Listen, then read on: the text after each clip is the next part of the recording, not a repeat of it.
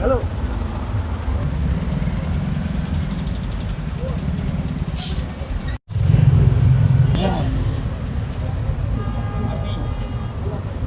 Hello.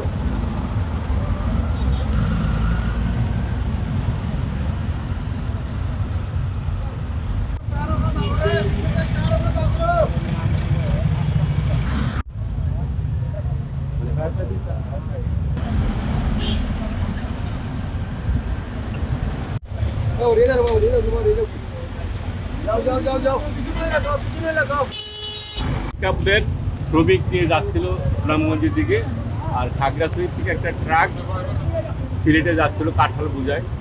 তো এটা ওই প্রথম ওই তেলিয়াহার নামক স্থানে দক্ষিণ সুনামগঞ্জের এই জায়গার মধ্যে দক্ষিণ সুরমা মুখোমুখি সংঘর্ষ হয়। সংঘর্ষতে প্রায় অলরেডি 4 জন, আমরা হাসপাতাল নেওয়ার পরে আরও 4 জন মারা যায় জানতে পারলাম। আর তো এইটা আসলে এই জায়গার মধ্যে ড্রাইভার মনে হয় ঘুমাচ্ছিল।